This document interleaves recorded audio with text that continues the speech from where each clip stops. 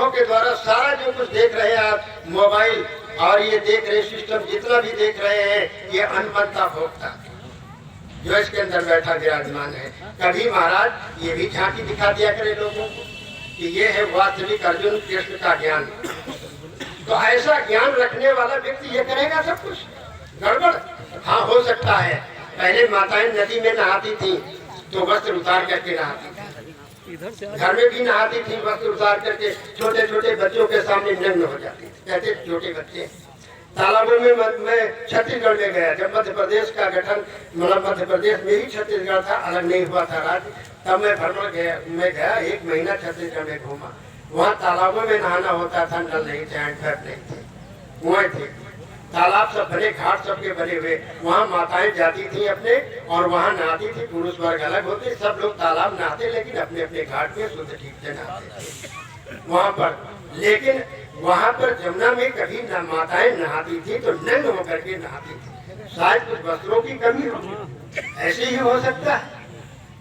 वस्त्रों की जब कमी होती तो हमारे पूर्वज कुछ ऐसे रहे हैं, बेचारे आधी धोती अपना धो लिए और सुखा लिया ऐसे, और उसके बाद नहा करके आधी धोती फिर पहन लिया। ऐसी समस्या थी पहले, वस्त्रों की कमी थी, वस्त्रों की कमी थी, तभी तो सब कोई बाघ की खाल बाघम्बर पहनते थे साधु महात्मा और तमाम। अरे राम जी तो खुद ही जब जंगल में गए हैं, सीता परम रुचि में देखा, अंग अंग सु मनोहर ढंगे नहीं नहाना है, तो ये शिक्षा दिया। चलिए, दूध घी खाते थे।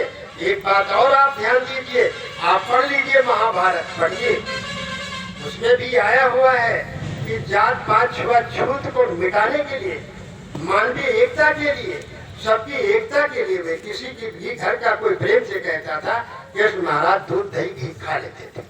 ये नहीं कहते तेरे घर का कैसे खाए कैसे पिए। हालांकि पहले ये था, आज भी देहात में लोग गाते, कृष्णा पनघट से हटके तुम ना हो गगरिया हमारी छुए नहीं, गाते कृष्णा पनघट से हटके तुम ना हो। क्या कृष्णा छू थे ना, मानते थे ना? हाँ, कृष्णा पनघट से हटके तुम ना हो गगरिया हमारी छुए नहीं। बहुत गाँव में मैं देखा कि जब पानी भरने के लिए जाती थी माताएं एक कुएं में, अब तो नल हो गए, मेरे अपने छोटेपन की बात कहता हूँ, तो जब कहते देखो बहनी हम पहले भली तब तुम करो अपना बाल्टी बोलो, तो भाई बड़ी जात के भर लेते थे बड़े भैया लोग।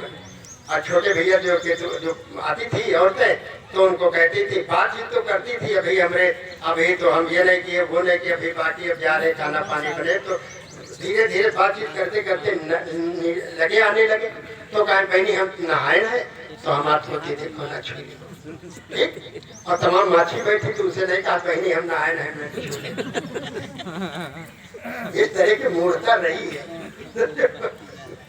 न डालो बाल्टी में, मतलब कुएं में पानी न डालना, जो बाल्टी अपनी न डालना। कुछ ऐसे भी थे जो तमाम छोटे छोटे लोग, भाई लोग, बुरा न मानिएगा, बहुत लोग खाने पीने वाले मछली और खाल वाल होती थी, मछलियाँ धोते थे। मैंने देखा है लोगों के घरों में इस तरह एक धोते थे उसी बाल्टी में, और वही बाल्टी पानी ना कुएं में बोल देते। कौन पागल होगा बोल देगा कुएं में? बाल्टी शुद्ध कर लीजिए पहले। कुछ कारण भी रहा इस तरह का, ऐसे नहीं कहा गया। इस कारण को ध्यान दीजिए थोड़ा आप सब लोग। तो कितनी बड़ी गंदगी थी। बकरा को मार लेते थे, खाल उसकी टांग देते थे, पैरा भर करके झूल रहे हैं उनके बगलों छप्परों में। यमराजों के घर है मालूम।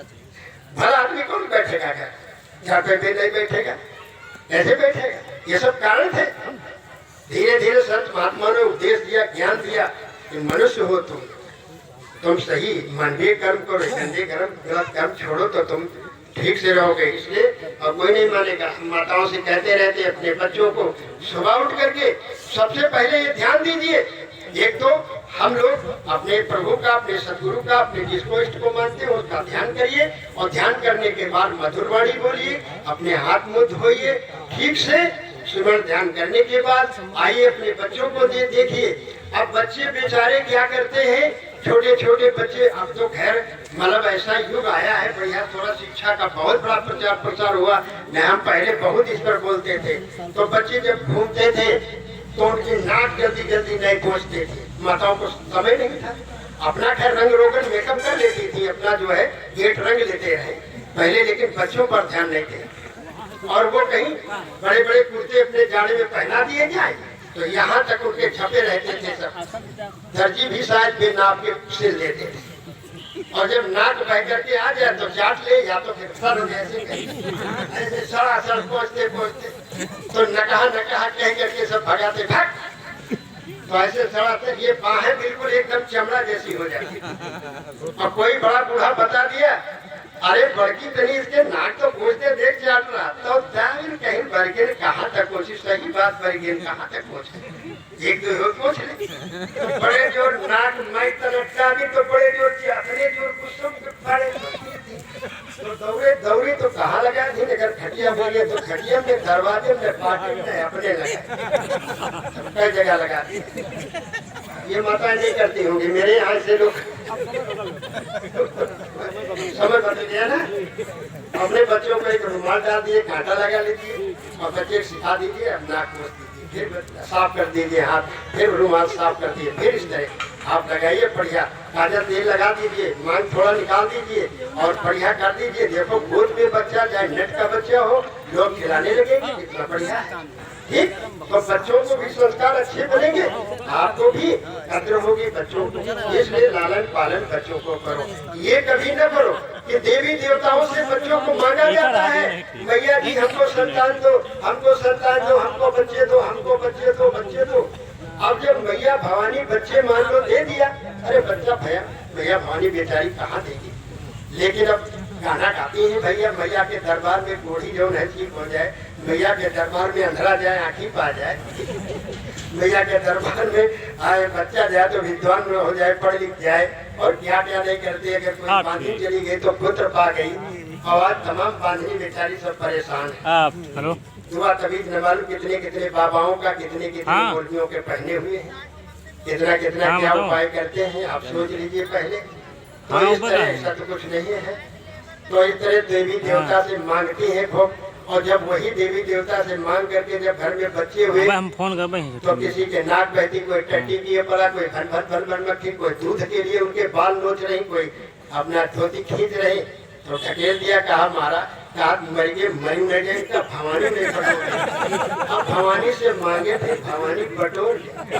तो ऐसी नौबत का है, जब भवानी से मांगो फिर भवानी का देखो।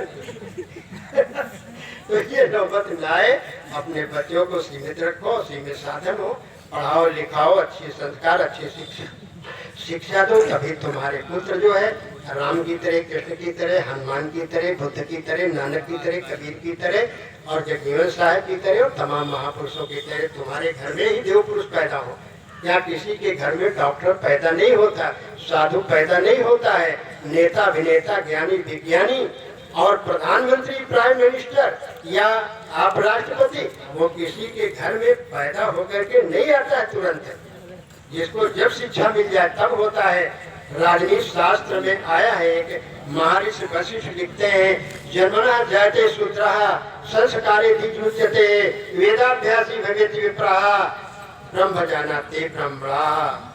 और ऋग्वेद में और इसमें महाभारत में कहा गया है, वैशंपायन से युधिष्ठिर जी जब पूछते हैं तो वैशंपायन जी कहते हैं कि जो है जितेंद्रिय धर्म परास्वाध्याय निर्ता शुचि ही काम क्रोधो वसुयस्य तम देवा ब्राह्मणम वेदो।